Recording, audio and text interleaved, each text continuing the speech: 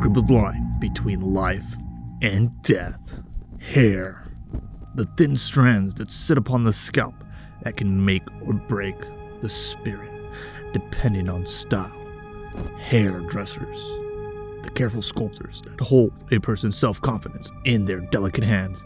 Today, our tale combines all three into some sort of sick, twisted casserole of tragedy. Jimmy Williams was a small-town hairdresser, living a happy life until he wasn't. A lowly hairdresser whose life, unlike his haircuts, was cut short. Please state your full name for the camera. My name is Matthew Jones. Matthew Jones, or Matt as his friends call him, was an associate of the victim, or as he claims, a best friend. Your occupation? I am a model. What can you tell us about Jimmy? I mean, what can I say? He was my best friend. He was one of the top 5 hairdressers in town. There are 5 hairdressers in town. We spent so much time together. They spent approximately 1 hour every 2 weeks together. I'm pretty sure I ranked highly on his friends list. He ranked number 4 at best. I mean, the only other person I saw him hang out with was the writer. The writer? Okay, Steven. It's pronounced step on. Okay, well, how did you know the victim? I guess you could say we were friends. When was the last time you saw him? When I was at my office. I was working on my new book when Jamie came in to bother me. He walks up to my cubicle and starts giving me some stupid line for my book.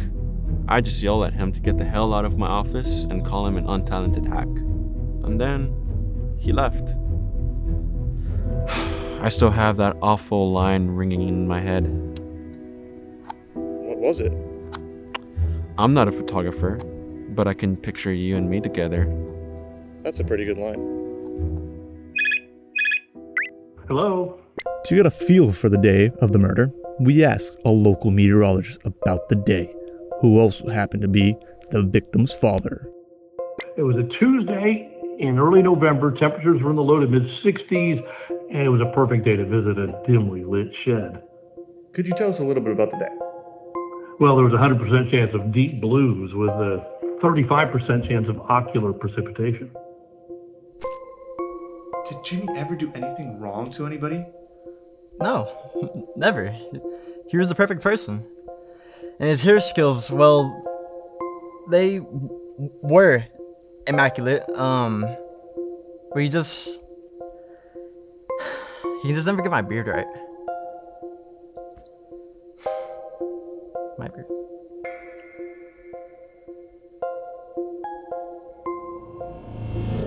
Did Jimmy ever do wrong?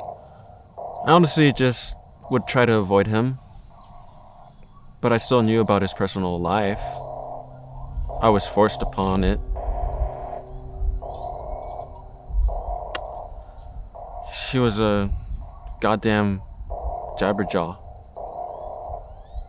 I mean, I could care less about his life, but that couldn't stop him.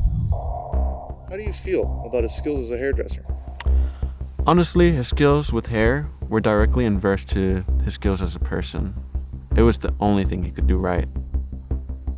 It has been 2 years since the murder of Jimmy Williams has taken place, shaking up this peaceful community. To this day, the killer is still at large.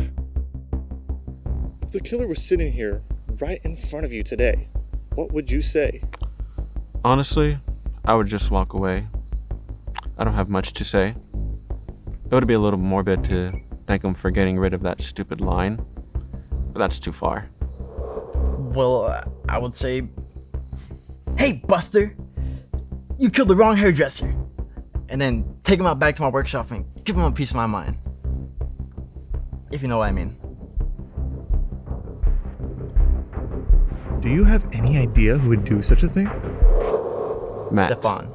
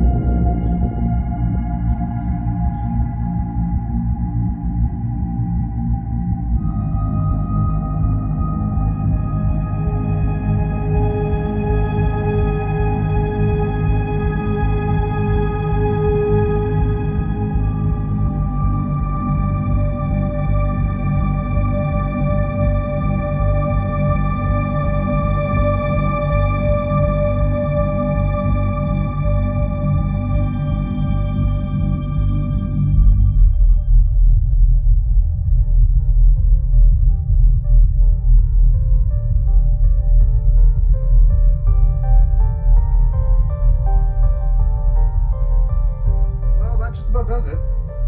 Okay, cool. If I could just get the mic back. Oh, great.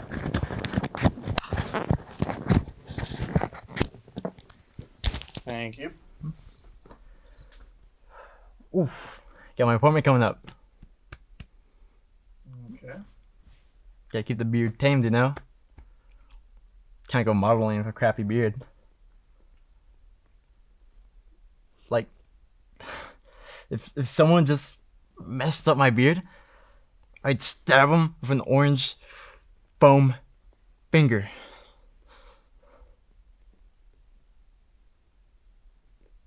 That's not on, right?